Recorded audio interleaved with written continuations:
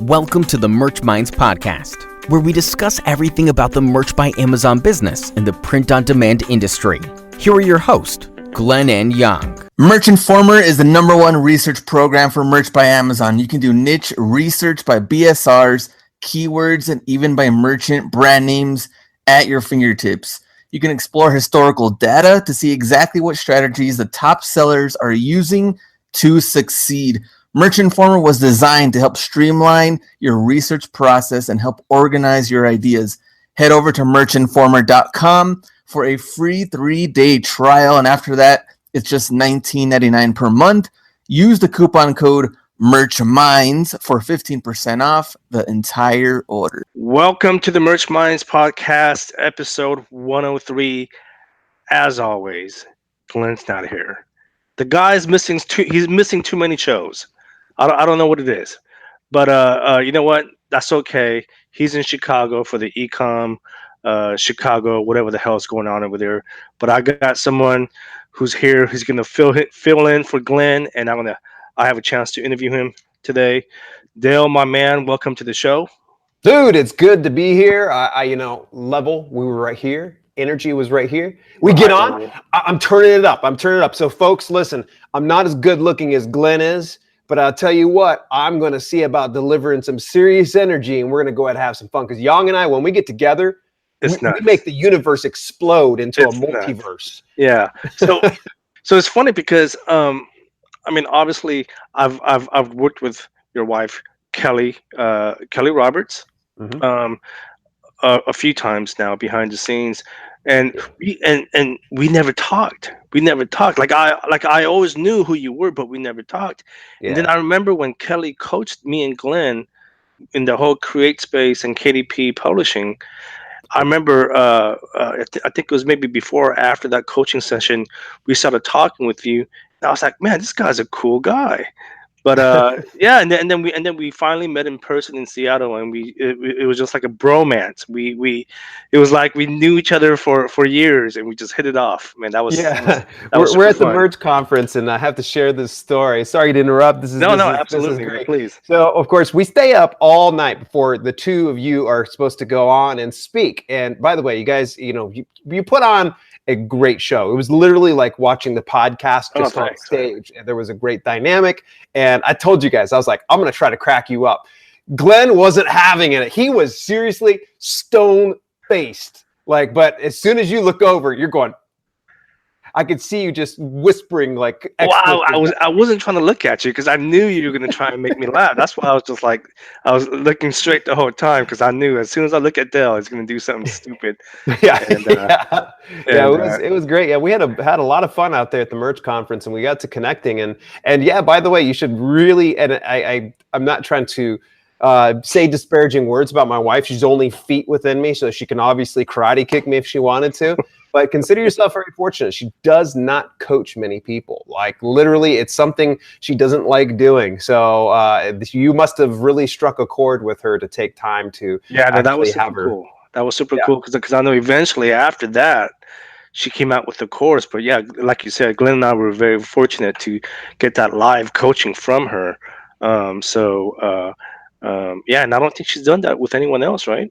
Nope. She literally has closed down the doors. She just doesn't. It's not one of her favorite things. I'm special.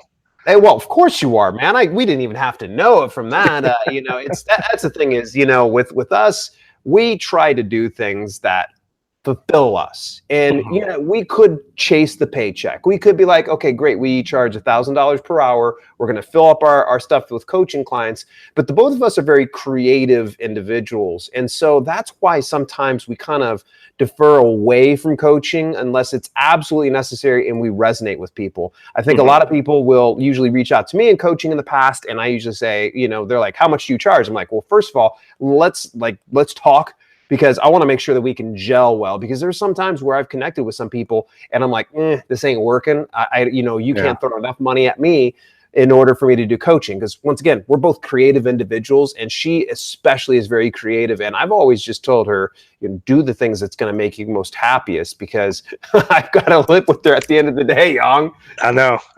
You see her every day, and you guys practically work together because you guys both do the whole publishing and the YouTube, which we'll get into. But I'm gonna go over my numbers now. You do a little merch, yes? You don't do much. You don't do much. I dabble. I get a little bit of pocket change. Well, it's enough that pays for most people's bills, but I get a little bit, and I've dabbled in it. The reason why I went to the merch conference more than anything was to connect with other creative individuals like us. But yeah, I probably don't pull as well as you do, but I do enough for considering the amount of attention I put into merch. Okay, so one of the things that we do on the show every week in the beginning is, I kind of tell, I go over my numbers and I let the listeners know how I'm doing with my account. So I'm going to go over my numbers here real quick. My last 7 days, 126 shirts sold, 4 returns, product purchase, $2,552.02, estimated royalties, $442.35. So the number is slowly going up. In the past, it's been right around the $400 mark. But I'm at the 442, 450 mark right now. So it seems to be going up, which is a good sign. And I have noticed the last few days, the numbers have been relatively good. So things are looking good. I mean, technically we are in the fourth quarter. So yeah, so things are looking good. Let's see. There was an announcement from Amazon this week. Women's 2XL and kids 2 and 3 sizes will now be available. And then women's 3XL will be available for the standard t-shirts. So that's good for us as content creators, because that just means it'll be on more products. Yeah, it's less exclusionary, because there's going to be some people. It's more inclusive. There we go. That's the word I'm looking for. And there are a lot of people. I'll run into some of them that need the larger sizes, and I always feel kind of bad that I can't offer that. So that's exciting news. That's a good thing. So absolutely. So kudos to Amazon for doing that. Let's see. So I want to talk about some things that's going on in my life and stuff, and then we'll get into the interview with you, Del. So, and one thing I wanted to mention, and I actually messaged both you and Kelly about a month ago, because I had talked about this designer, this kid that I discovered. And remember, I messaged both of you guys, and I was like, Yeah. Del, how much would you pay for something like this? And you said, "Oh man, that thing's freaking awesome." What did you tell me? I think I quoted you $50 per design, maybe $60 per design. Kelly lowballed you. Kelly said 20. Freaking Kelly, right? Oh my gosh. But anyway, so this kid, like I said, I discovered him by accident. He kind of fell into my lap, and he's been doing some designs for me. And then I convinced him to take on some clients for the merch community. And he's done that, and he's putting up some really good work. Everyone's happy, and I just wanted to update the listeners. One thing he did mention to me was, he goes, "Yong, thank you so much." He goes, "Because I'd rather do this than go get a minimum wage paying job at McDonald's." So he's really happy right now. He is looking for some more clients. So if there's any listeners out there that want really good high-end quality work, message me, and we can get you guys started on that.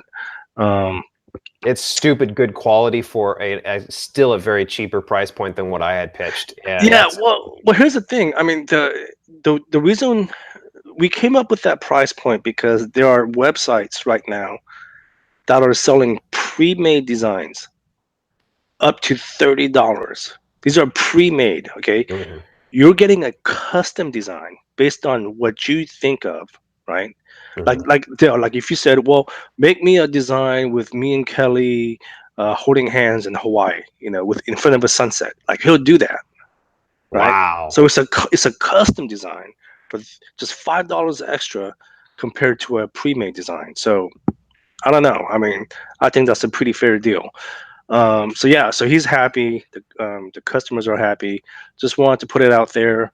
And then I had some listeners ask me about, well, whatever happened to that girl that you hired? She is still working for me. She's doing some of the more common, easier designs. One thing, dude, one thing I'm not doing, because you know how Amazon a few weeks ago came out and said, oh, you can put like profanity and like sexual content on the t-shirts. Dude, she's like 18, 19 years old. There's no way in hell I'm gonna give her those kind of work. Yeah. Right? That's just really awkward, right? Giving an 18, 19-year-old girl design a shirt that says "kiss my ass" or colon sucker. You know what I'm talking about, man. You know what you know what I'm talking about. I can't give her those designs, so I gotta Right. give those to someone else. But yeah, no, I just wanted to bring that up because someone was asking, well, whatever happened to that girl that you hired? She is still working for me.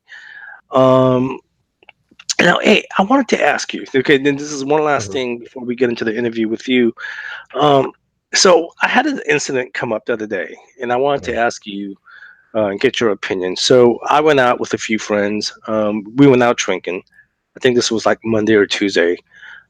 We went out for a couple of drinks, and I took Uber there, right? Lyft, Uber, Yeah. and then on that way back, obviously we're taking Uber back, and one of my friends, he knows what I do, right? Like he knows that I sell T-shirts and stuff online, and he knows roughly how much I've made, right? hmm And and I got so irritated by this. He turns to me and he goes, "Yo, Young, why don't you pay for the lift since you make all that money?" Right? And I was like, "Well, I don't have a problem paying for a lift, but I mean, technically, like regardless of who makes more money, you should still divvy it up, right? It's just common sense, right?" And so when he said that, I just kind of looked at him all crazy, and I was like, "Dude, what are you talking about?" He goes, "Ah, man, you're making all that money selling T-shirts, man. Pay for the lift." I was like, "You know what? Just because you asked me that, no, you get your own lift." I'm like, even if I made $1 million, right? Like, it's not my responsibility to pay for someone else's lift. And I Yep. just want to kind of get your opinion. Like, what do you like? What do you think about something like that? I have never had anybody yet do that to me over the past couple of years, especially over the past year since Mhm. Kelly and I have had some great traction in our respective businesses. No one's ever done that with me. In fact, I find sometimes I'm fighting to cover the food bill. Sometimes we'll go out to the restaurant. We want to treat friends every now and then. And Yeah. sometimes like, no, but I want to treat you. No, but I want to treat you. And so it becomes a back and forth battle. But, no one's ever done that with me. And I don't know, maybe it's just some people are too afraid. Maybe I'm too intense. I don't think I've ever had that. But, you bring this up and I want to go ahead and bring up, there was, the famous wrestler CM Punk actually had to cut ties with his parents because they kept doing that with him, where they were like, Mm. "You're Mr. Big Money. Why don't you cover this? Well, you're Mr. Big Money, Mr. Big Shot. You should cover that." And what ends up happening is people starts to steamroll you, and not too many. I don't. Is it okay that I address the fact that this isn't your full-time job? Yeah. No. Exactly. No. Yeah. I say that all the And so, time. yeah, it's extra money in your pocket, but it's not like you're, it's paying the bills full time right now. And so I think that whoever said that, literally, if it was my buddy, oh, he would straight up get just a good hard punch to the arm. Oh gosh, yeah, but he said that, and I was just like, like that doesn't mean. Anyways, I mean, the thing is, look, it's like you were saying. Like, I don't think I'm a very selfish person. In fact, I like to think of myself as a very giving person, right? Um, Yeah. you talk about the example of buying friends for dinner.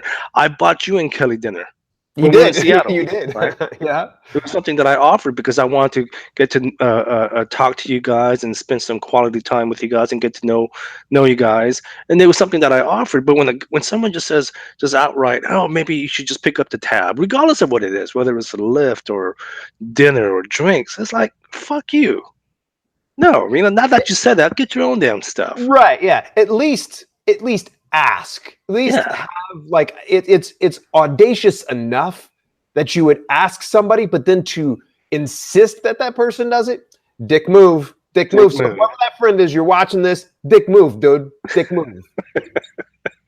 So no, just something I wanted to talk about. Yeah. But Dale, look, enough about my personal issues. Let's talk about Dale Roberts.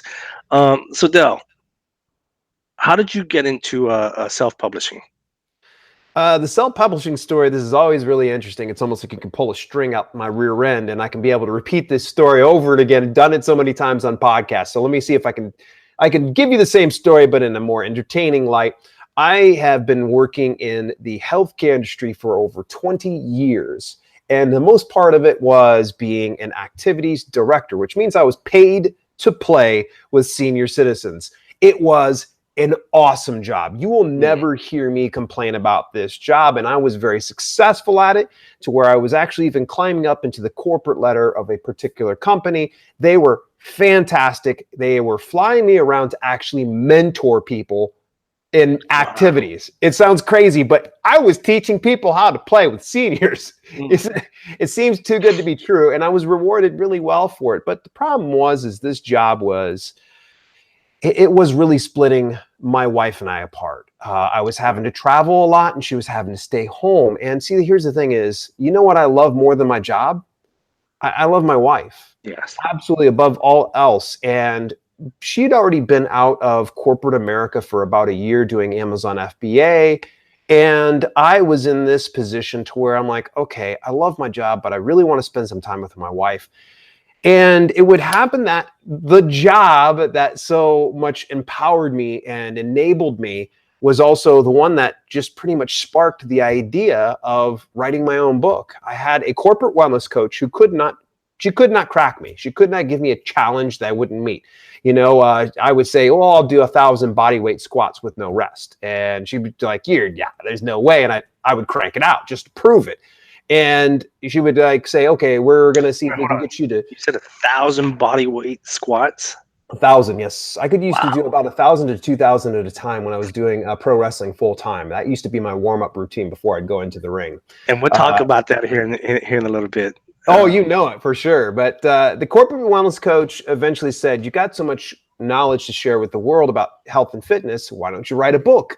And, you know, as a kid, I'd always wanted to be a writer. And I even went to Bowling Green State University for a year and a half and went to it for journalism, specifically so I could write. And that dream kind of fell to the wayside. And so everything kind of came full circle. And I said, all right, I'm going to meet this challenge. And see, that's the thing is, if I ever accept a challenge, I will go all in on it. And I got up every day for, it seemed like months at a time at 4 a.m., a couple hours before Kelly's even up, and I would continue to write. And I wrote and wrote and wrote and wrote until I finally put together my very first book. I didn't know where I was going to do it. I didn't even know this modern self-publishing model was available. And I'd actually went to a printer's to see if I could self-fulfill it and, you know, pretty much get the garage full of books. And when I did even deeper research, just when I stumbled over CreateSpace, soon to be deceased CreateSpace, and the rest is history. I made $22 and some odd cents my first month. And I said, you know what, if I can do this full time, well, imagine what I could accomplish. If I can take that same time, attention, energy, and passion that I have in my regular job and I poured it into my own business, what kind of results could I get? And so I burned the boats. A lot of people always hear about this, and I don't recommend you do this, but I put my 30-day notice in with the company. They were very disappointed to see me go. And they even said, hey, the door's always open if you ever want to come back. And they were really super cool about it. And, I went ahead and did it. And we struggled for about a year. We burnt through my entire 401k, my savings, everything. It was some tough times. And I think we're now starting to see the light of day to where we're well above and beyond anything that we ever accomplished in our 9-to-5 jobs. And that's awesome. I'm really fortunate to be in the position I'm at. So that's what happened with the whole self-publishing. Now, how I got into the whole YouTube thing, that's a different story in itself. Yeah, no, that's awesome. So how long has it been since you left that job? It has been over 4 years on August the 30th. Oh, wow. Congrats. Yeah, it's crazy. It seems like 10 years ago for how long it's been. Because, as an online entrepreneur, days blend together. Yeah. Oh, yeah. Absolutely. Exactly. So you brought up your YouTube channel. Tell us about your YouTube channel, because I do know that for a fact from our conversation in Seattle that that's something that you're really trying to scale as well. Yeah. Yeah, it's not just the YouTube presence, it's video marketing altogether, video content creation. And I can't remember the specific stats that I read on LinkedIn more recently, that essentially 80% of online traffic is derived from video. And going into this year, I had a tenuous grasp on that concept. So I knew I wanted to scale video in order to reach a broader audience and try to fulfill some of my own personal goals. But when I got into YouTube about 2.5 years ago, I only did it as a means to an end.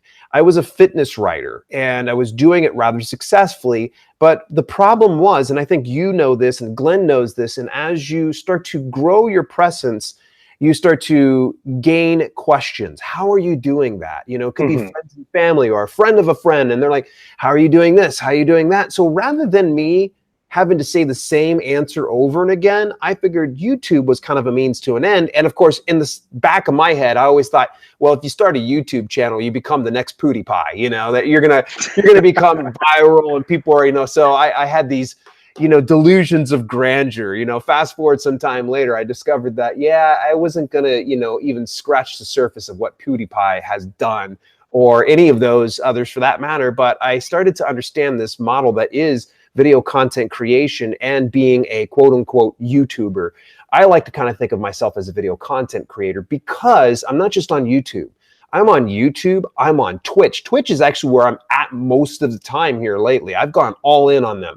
I'm on Prime Video Direct. I'm on LinkedIn Video. LinkedIn native video, by the way, is something that no one should sleep on, especially since it's a business-to-business model. And I am super excited about this, and I've seen some great results thus far with that. So that's why I'm in the video content creation space. It's crazy to know that we're in the day and age that video is just, you know, all consuming. People are digesting your content via video or even through audio. Because there's times like, say, for instance, I'll listen to your show and I'm just listening to you in the background as you guys are talking and I'm working on some administrative tasks. Yeah, no, absolutely. You know, people always talk about, oh, Yong, why don't you do more videos? And it's like I was telling you in Seattle, man. I don't like, to me, this is natural, right? Like you and me having a conversation, it's natural. Yeah. Man, I've tried doing a live video where I'm doing just having a conversation by myself. Yes. Man, I can't do it. It doesn't feel natural to me. Some people just, you know, they just have it. Like I know you have it. I've watched Kelli, your wife. You know, she has it. Glen has it. I don't have that. I've tried it, and it's just I can't do it. You like that two-person dynamic where you're able to bounce things off, and that makes sense. Yeah, you do have to have. You do have to have a couple screws loose every now and then. You know, I had to go through a full reset when I went over to the Twitch platform to do video content creation.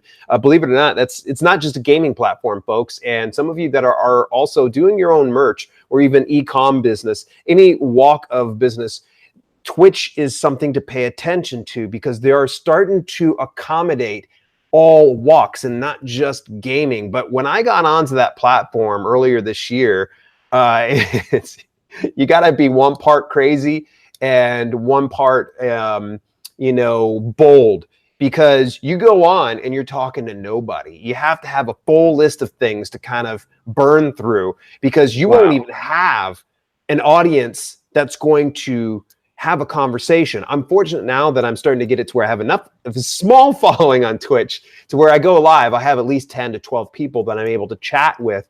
But, you know, early on, you're kind of doing one of these cases where you're going through a checklist and, you know, asking yourselves questions and coming up with some content, you know, that way you're not just feeling weird because that's essentially. I mean, even Twitch itself is just a young platform. They're still growing, right? Oh, absolutely. Yeah. It's Amazon owned too. So a lot of people aren't familiar with that or aware of it. But Amazon is pouring a lot of time, attention, energy, and costs into growing and developing Twitch. And you know what? YouTube sees it because YouTube now all of a sudden was like, oh, well, we've got a gaming channel now. Gaming, yes, that's what we do.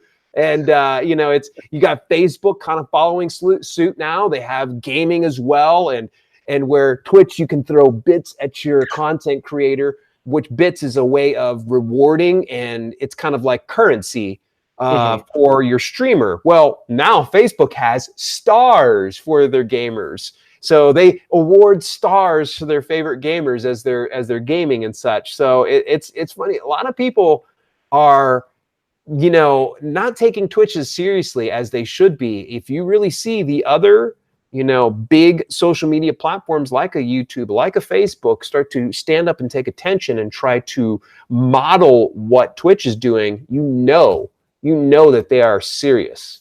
Okay, I have to look into that. So before we continue, I need to ask, man. Yeah. Both you and Kelly, you guys wear the coolest T-shirts in all your videos. Are those merch T-shirts? Yep, they're all merch T-shirts. In fact, actually, this one, my best buddy Kevin S. Allen actually had posted this a long time ago. This is why it's so weathered looking. I'm the CEO. You shut up. This gets so many. Like, I'll go through TSA sometimes, and some of the TSA people just crack. One of the times I go through, hands up, okay, go, and I step through, and this guy was just like, "Oh my God, look at this!" He calls his TSA buddies to come over and look at the shirt. And they're like, "Dude, you just made our day." And I'm like, "Really? I'm just wearing a friggin' shirt." But yeah, that's the power of T-shirts. It really is. And see, here's the thing. And Derek Murphy, he's a content creator in the same kind of niche as I am in self-publishing on YouTube. And Derek's got a pretty big following. He took notice of me wearing merch. And he's like, "That is brilliant. Why didn't I ever think about that?" I'm like, "Well, here's the thing is I need to cover up my nipples like everybody else does. So I might as well go ahead and put some type of branded, content anytime I'm on." Now, if I was smart and I was probably getting on here, I probably would have done one of my own branded self-publishing shirts versus my "I'm the CEO, you shut up." But, it's you, Yong. And I was thinking Glen was going to be here. Glen, missing you, man. But, no, you don't. You got the better half. Yeah, there we go. So yeah, this is why I say I don't take merch as seriously as some people do. So just think of it as, it's super simple, a set and forget type thing. And the nice thing is I'll get residual shirt sales. One of my, bigger ones, indie author, #indie author, anything that's author related, like my writer's block one. I think you've seen that. That one sells really well. It's knowing your audience. And if you're going to be visually in front of people, wear that merch. you got to be a whore for your brand, because absolutely. And that's something that I want to start doing more is just wearing some of my own shirts that I design. So that maybe in 2019, I'll start doing that more. Absolutely.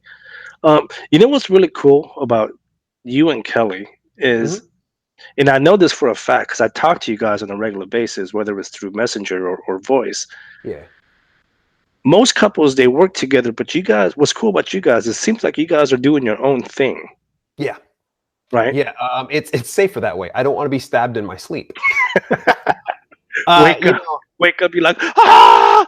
Right. Yeah. Right. Exactly. So here's the thing is two of us are very, we're very much type A personalities that we like to have that control, but also in the same aspect, we are neither one of us, I would say, is the alpha in the relationship. I usually will kid around and I'll say that, I wear the pants in the family, but she just tells me when to put it on.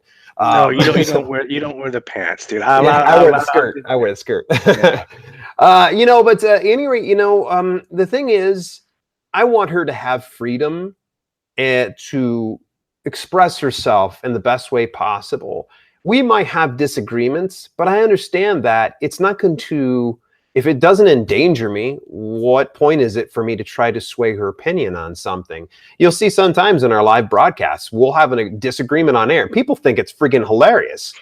And, and of course I have to literally overreact sometimes because, people are like, "Oh, that crazy Dale." Well, it's all for show, really, at the end of the day. Sorry to blow it for you guys. And it's, some people are like, "Oh, it was so awkward. I couldn't help but keep watching." But yeah, Kelly she literally filed her own limited liability corporation as well as I filed my own. And, but here's the cool thing is we, at lunch, breakfast, dinner, any time that we feel like it, we're able to kind of have our own in-house mastermind. I'm able to kind of sound some stuff off on her, and she does the same thing likewise. And it really makes for an interesting dynamic within this household. So I'm very fortunate to be in the position that I am. And if there is any husband and wife couples out there that are in the same position, man, you embrace it, try to uplift each other, encourage each other, get, say, atta boy, atta girl, because I try to say it often to Kelli, because Kelli's, brilliant, she's very smart. I am super, super fortunate to have someone like that in my life, no less somebody who actually said yes to me, the whole marriage. Really? You want to marry me? Yeah, yeah, literally. That's what I was. I was like, what? Wait, what? What? I was expecting something different. So I'm curious because I know about, and I'm sure you know this. 2-3 years ago, KDP Publishing was a big buzz. Everybody was getting into it, right? Oh yeah. Okay, I got into it. I'm not gonna lie. Look, I've done maybe about a dozen Kindle books, right, with less than mediocre results. Yeah. And then I remember Amazon made some significant changes, and then it just kind of died off, right? Died off. What are you doing different that you're still doing it and you're still successful at it? I really wish I could tell you that I'm super uber successful at it right now, but a lot of my publications have kind of died down. So I imagine if I gave it a little bit more time, attention, and energy, especially through Amazon advertising, it'd probably be better off. It's just knowing, here's the thing is, back, that time, the gold rush, the Kindle gold rush days. It was a bubble, right? It was a bubble. Right. It was a bubble. It was ready to pop. And here's the funny thing is, when they changed the system that they had in place, here, let me go ahead and give an example here. So what was happening that people were making money hand and fist through KDP was what's called the KDP Select program. Back at that time, you would opt in for exclusivity at a 90-day period. And if somebody checked it out through a lending program, such as Kindle Unlimited or Kindle Owner's Lending Library, you were paid for essentially like out of a pool, and it was like $1.30 to $1.50 if someone read 10% of your book. That seems easy, right?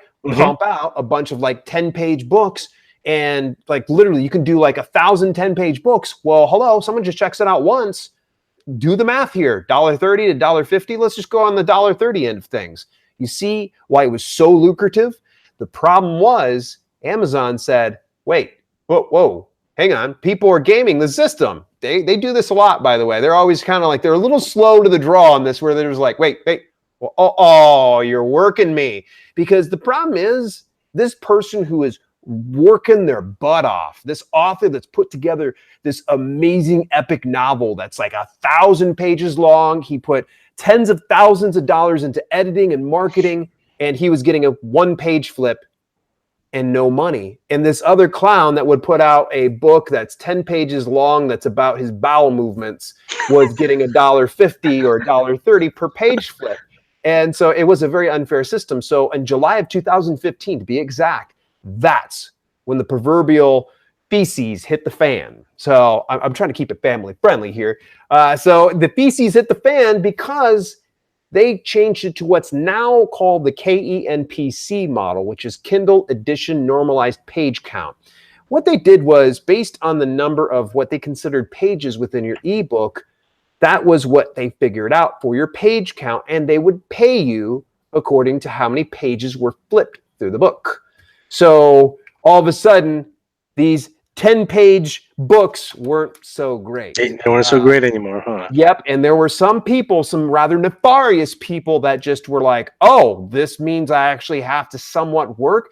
If they would have taken a step back and realized this actually was a better system, and some people did realize that, they probably would have made far more money. And some people did stick around, and there were other systems that were put in place. So, I wanted to kind of explain that. I can talk about the whole, book stuffing thing. That's another story in itself. So here's the deal. What happened in the Kindle Gold Rush is people were doing what's called shotgunning or spray and pray. So you had, hundreds of thousands of these short books or just these marginally written ones that were outsourced to people that English was their second language, and it's ever apparent in there. So they were essentially just fleecing Amazon of their money. Well, here's the thing, and not everybody was doing that, by the way. But the thing is, they were just chasing trends. Apple cider vinegar was big 1 minute. Paleo diet was big the next minute. Coconut oil was pretty big. And it just bounces all over the place. I could tell you all the trends that are big now, and it's going to be here today and gone tomorrow. And the problem is with that methodology is you're on a continual hamster wheel. You're having to keep spinning that wheel and spinning it and spinning it and spinning it, rather than doing something that I've said right out the rip. And this is something I learned from Jason Brock, who was my mentor and coach. And Jason really kind of told me that he was just like, build a brand, build that brand. And it didn't make sense to me. I'm like, brand, what's this brand? Well, just to kind of explain it, that brand is what people can go to. You're the resource you're the solution to their problems. Whether you're in fiction or nonfiction, there's always a problem. You've got the solution. Try to meet those people in the middle. And so if you can establish a brand, a go-to resource that people can come to time and again, that's the way to go. Instead of just chasing trends and doing one-offs, you want to start to build a presence. So self-publishing with Dale, for instance, on YouTube, that's a brand. I literally have just done, I'm a prolific video content creator for a good reason, because the fact that the more videos that I publish and produce, the more windows and, areas of opportunity for people to come in here. You can only imagine if I was just spraying and praying.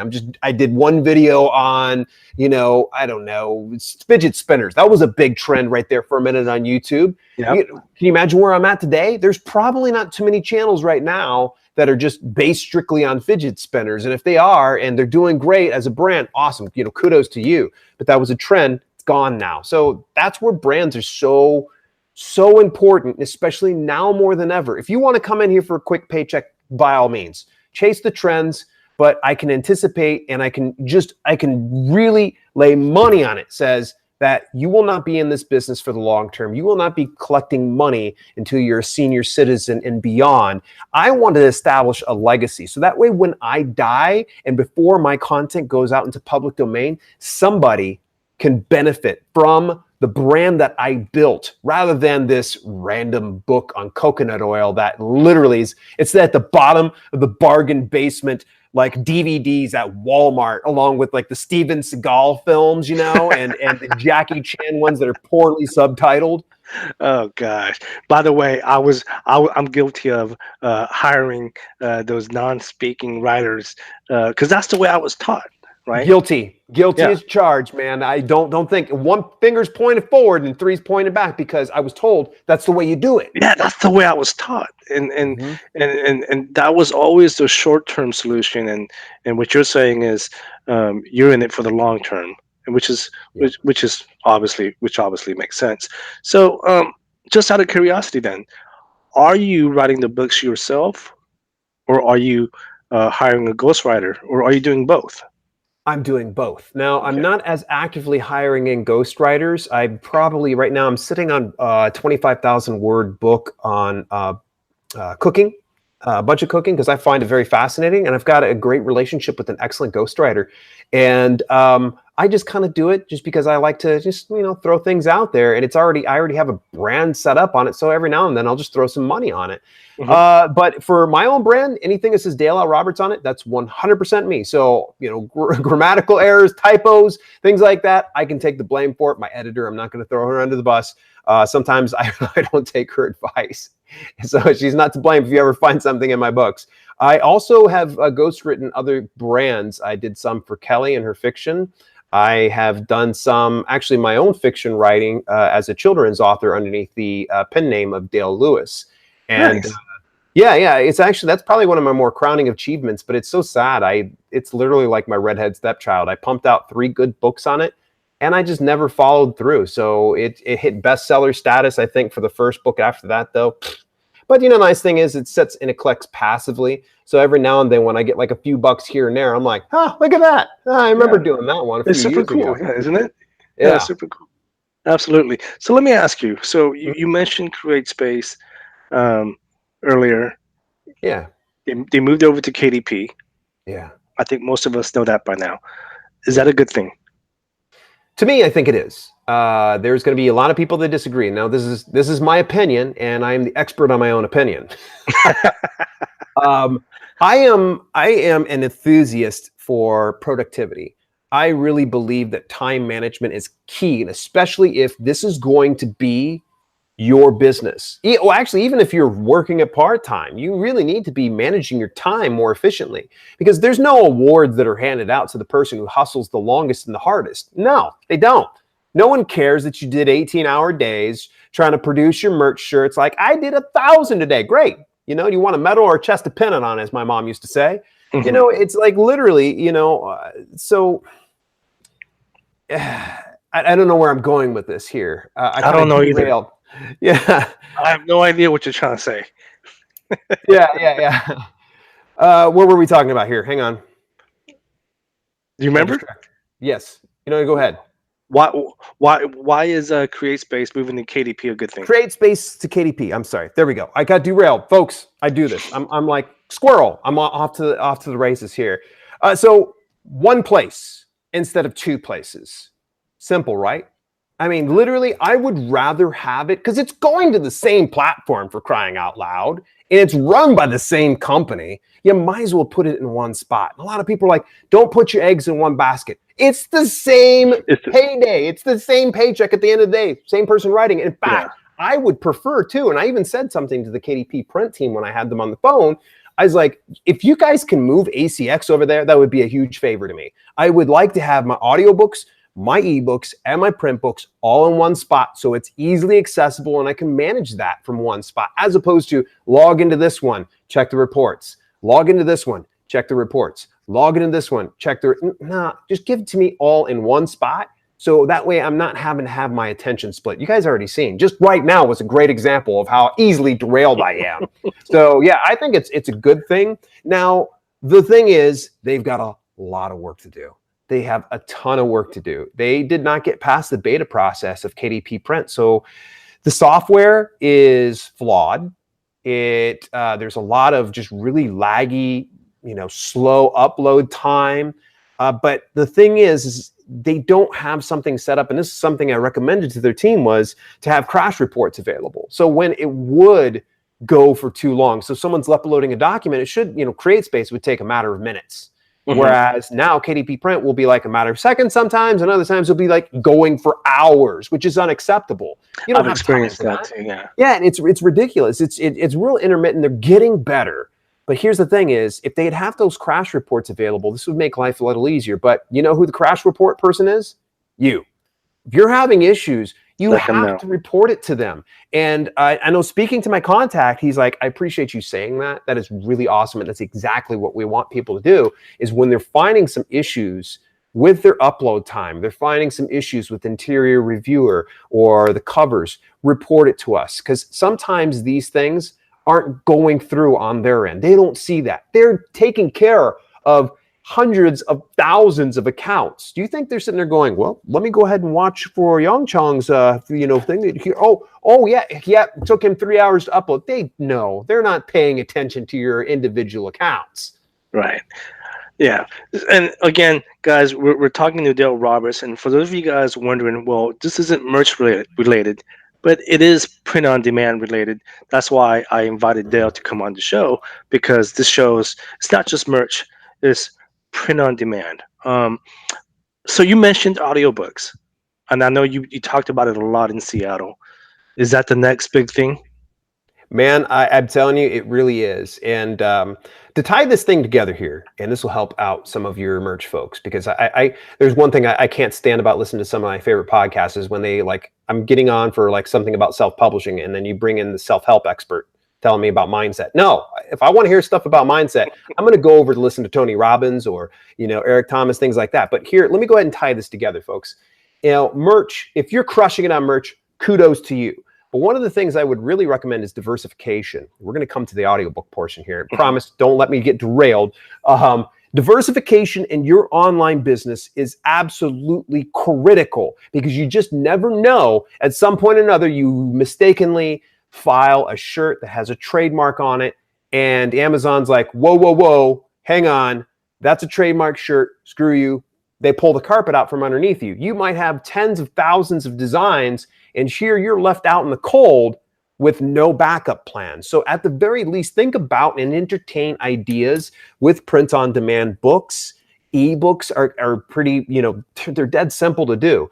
And then audiobooks.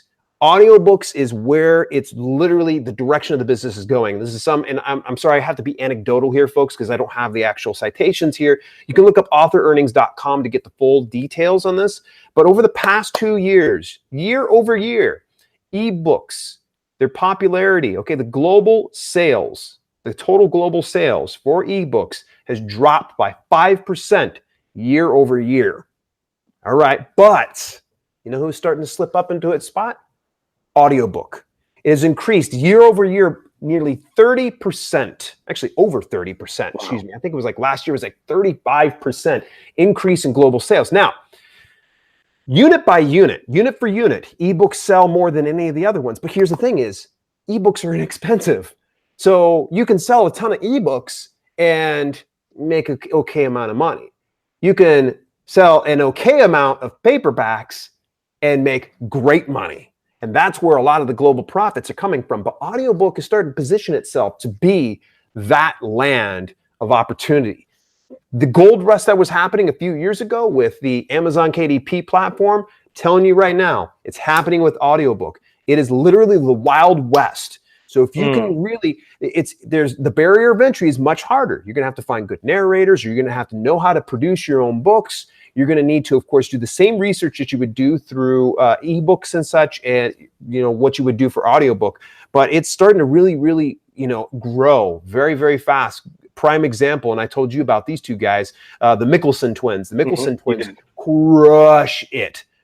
That's pretty much their whole business model. They like the extra change that they get from ebooks and print books. They love their payouts from audiobooks. They can do that all day long. And the nice thing is it enables them to actually travel the world and live life on their own terms. That's a good thing. That's absolutely a good thing. So audiobooks is the next big thing. So what's the future of publishing? I mean, you obviously mentioned audiobooks, but is there anything? Is there going to be anything exciting when it comes to KDP and paperback books? I can speculate as much as I want to. I mean, I can only just give you, guesses as to the direction of the business. To me, I think that the smart investor, the smart business person is forward thinking, and they try to really go out there and study what they're doing. So if you're in merch, study. You got to become a student of the game if you want to really excel at this. And the next thing is not just studying, implementation, action, going forward and really testing. Throw spaghetti against the wall. See if something sticks, because what sticks is what you're going to probably want to roll with. So I think that for publishing, here's the thing is, Amazon, everybody, there's no denying, they're absolutely huge presence online. They're one of the largest online retailers. Pay attention to what they're doing. We already talked about Twitch. And something I briefly touched on was Prime Video Direct. That's some area for actual video content creators, more importantly, cinematic video content creators. So what I see the business going to is video and audio publishing. The people that are adopting a video content strategy as well as an audio content strategy are going to win over the next 5 years. And I think you are smart, Yong, and Glen is very smart in the fact that, you're smart in that you are already breaking ground. You're already starting to grow it. So it's just a case of just trying to build and elevate that brand in a way that more people get to see you. Because here's the thing is, you start to build the know, like, and trust factor. And when video and audio start to really gain great traction, you're going to be at the forefront. You're going to be the pioneer. So those that are in this merch business, Try to think outside the box with your merch. If you're not comfortable on camera, that's okay. You know, shoot, I know some people that literally do explainer videos and they only just narrate it. Heck, they even hire out. Fun fact, I don't know if I ever told you maybe this. I should do that so because one thing I've talked about doing was and I think I told you this in Seattle. I was thinking about converting my typography ebook into a video course, but it's like I was telling you earlier, just having that conversation by myself, like being the narrator, it's just so weird. Like, again, it's so unnatural for me. Maybe I should just hire that portion out. I don't know. I'll It's think true. about it. Yeah, I think it's a brilliant idea. And in fact, if you can find somebody, see, this is great. Another thing is, folks, get peers to work with you. Get a mastermind together, because, you know, when you and I are rapping here, we can talk about great ideas. So I can even toss something else at you. Find somebody that is multi-talented in that they can narrate and they're able to do video production, because you can kill two birds with one stone. So let's say that you find a narrator, they shoot the video, and at the same time they can take the audio, strip it, put it over into an audiobook. You got video, you got audio, and now you've got it monetized in two different avenues. That's great. That's great. Yeah, it gets me excited. I love wrapping up ideas, and that's the thing is, you know, you can really be very successful in this business. And here we go. Let me throw something at you. How many times have you heard this? You get into, like, let's say like a Facebook group, or, you know, someone reaches out to you through YouTube and they got a question, and, you know, like, oh, do you mind asking it in the group, or can I, you know, show this in a video? They're like, no. I don't want anybody to know my niche. I don't want anybody, my niche, you know, my niche. And I'm kind of like, you realize that there on the other end of your niche is an audience buying your content, right? Like, so it's not a secret. You're not like all of a sudden just, you know, you're not the Lewis and Clark of, you know, merch. Okay, somebody else is doing your niche. So the longer that you hold on to your niche, you know, the less susceptible you are to coming up with great solutions. Now, I'm not saying that you need to go publicly on YouTube and say something, but open up dialogue with other peers that you can trust. I can trust Yong. If I, you know, called up Yong, which that would be weird. We'd probably video chat. I hate the phone. But, you know, you and I would get together, I feel I can trust Yong. I feel like, you know, if I have something I want to kind of keep under wraps, that's a person I can trust. So that's one thing I would just really, really recommend, is start up your own mastermind or in your network of people. No, absolutely. I mean, you know, and I said this earlier. I mean, we talk on a regular basis now. You know, I messaged Kelli the other day with a design that I'm doing. It's not relevant for Amazon because it has a celebrity on it, but I showed it to Kelli and she thought it was super cool, and that's something that I can share with her, because I know she's not going to go and tell everyone, right? Oh, this is what Yong's doing, right? Yeah. She come over and tell me, and I'm like, usually like, tell Yong to hit me up. Absolutely. So hey, let's talk about Dale. I want to know, like, the people want to know about you, because you have an interesting background. Okay. Yeah. I think a lot of people, they might not know this, but you used to be a professional wrestler. Yes. Or semi-professional. Nope, something full like that. professional. I was paid, and sometimes in the form of hot dogs and a and a bottled water, but nonetheless, I was a professional wrestler. Yeah, for sure. Actually, you know, I think I've probably talked about this. I've done dozens of podcasts before, but no one ever brings it up because no one cares about it. But I'm glad you asked. Professional wrestling, yes. For a cup of coffee, I had from about 2002 and, you know, intermittently between 2002 and 2008, I was doing professional wrestling. I trained here in Columbus, Ohio at something called the IWA, which was International Wrestling Association, something like that. And the guy that was there was training was not that good. Fast forward some time later, in 2006, I decided, okay, that's it, I'm going all in. So between 2006 and 2008, I really, you know, got into it. I flew out to Calgary, Alberta, Canada, trained for 3 months underneath WWF at the time, WWE superstar Lance Storm. I got to learn under him and train under him. I trained under a number of other people. You know, it was a great time. But unfortunately, what ends up happening is, and, you know, we can say the F word if we want to on here. And, you know, pro wrestling, you know, some people go, well, isn't that fake? Well, don't you go to the movies to be entertained? Do you go to like your favorite movie, like let's go watch The Avengers, and be like, oh, well, this is fake. I don't want to watch this. No, okay, look, cat was let out of the bag. I always love it whenever people come to be like, hey, you know that's fake, right? You're like, yes, you know you're an asshole too, right? So I think it's real. That's just me. The pain, the inherent pain is very much real. You know, the funny thing is sometimes it's the smallest things that hurt you the worst. Like you could take like a power bomb and be like, okay, I'm good to go. But then you take a buckle, like literally you run into a turnbuckle back first. It's like, oh, it's just sometimes just the worst. But yeah, from 2006, 2008, I did it. And unfortunately, the injury started piling up and I was pretty much faced with the option of having to get surgery on my low back for a second time. Now, the first one was not from wrestling. First one was actually work related, but the second one was from wrestling. And I just politely ducked out. I felt like my quality of life was so much more important in the long run than to have to hobble around, because I had permanent damage, in my low back that would radiate down to my left leg. Made life miserable. But I had some great connections over the year. I know some guys that are in the business that are succeeding so freaking great. And I'm so proud of a lot of them. But yeah, pro wrestling is very interesting. A lot of people always wonder, are you going to ever write a book? I'm like, no.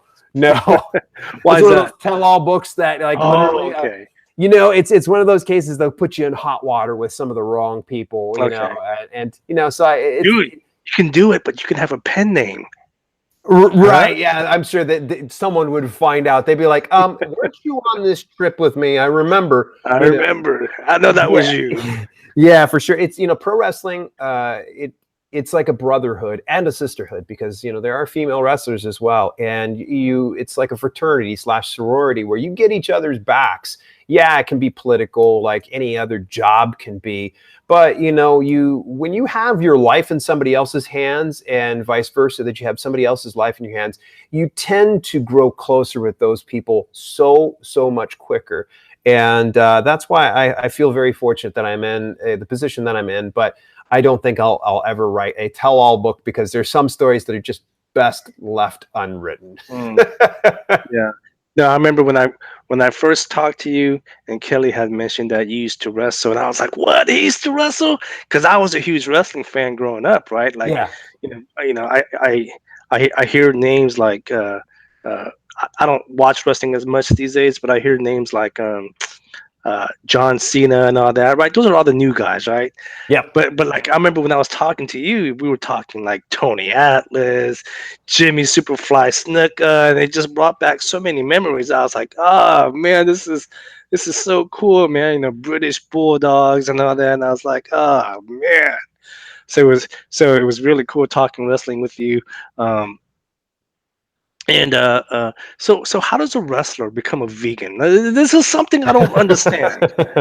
Explain this to me. Fun fact, actually, if you look it up, there's quite a few vegan wrestlers, and one of which, I'm not sure if he still follows it, but Daniel Bryan, he's very big main eventer with WWE. I do know that he doesn't eat meat for sure, last I knew of it.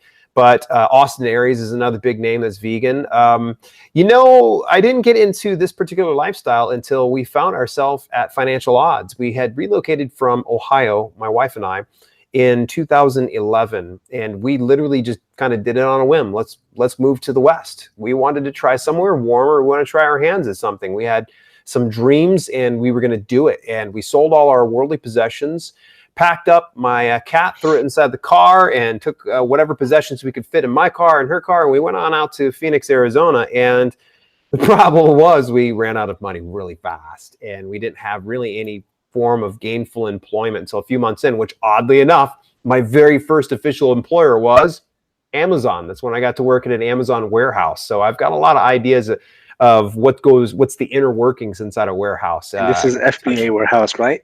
Yep.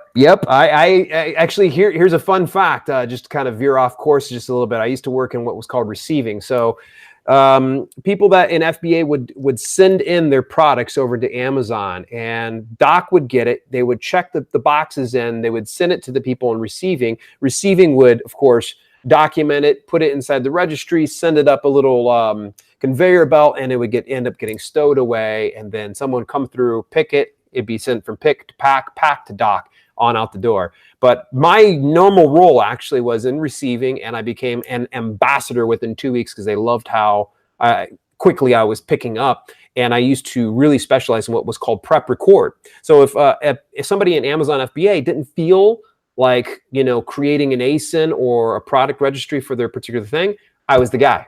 So they would send in their boxes and they'd be like, you figure it out. So I would have to research the product.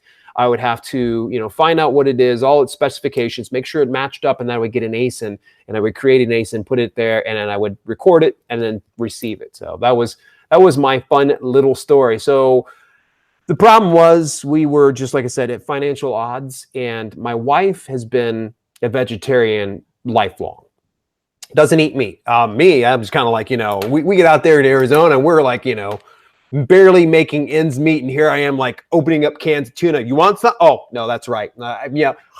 Eating tuna and, and throwing back chicken breasts and things like that. And it came down to a point where I felt kind of selfish that, I'm like, okay, I'm, not making any sacrifices, and yet she is. And I'm like, you know what? I would rather take the money I would otherwise spend on meat and put it in towards vegetables. So I did a little bit of research and I just said, okay, this is worth a shot. And I would say it was early 2012, about March 2012, when I said, okay, let's give it a month. It was easy. Like literally, it was super simple. I just transitioned right off of that. The biggest part that I found really hard was dairy, eggs, milk, love me some cheese. And it was probably within 2 years, actually, January 2014, that I went full no dairy, no meat. Now, I always try to tell people I'm plant-based more than I am vegan, because vegans have a more devoted, ritual habits, things like that, where it's just like no honey, no animal byproducts. For the most part, I don't like consuming anything that is from something with a face. That's the best way I put it, people. Yeah. True story. I was a vegetarian for 4 years, back when I was like 21 to 25. Was that when you were jacked? You remember that picture I sent you? Yeah. By the way, folks, he like literally was jacked. He ain't lying. Yeah. So I was a vegetarian for like 4 years, maybe close to 5. And that was tough because I just love barbecue and like Korean barbecue, like when my mom makes it. Yeah. Because at the time I was living with my parents, and every time my mom would make Korean barbecue and I smelled it, and I would just go nuts. It was horrible, man. But hey, before I let you go, I want to I do want to ask you about your course. You do have a course on publishing. I know you're revamping it. Yes. It's going to come out in January, relaunch in January. Tell us about it.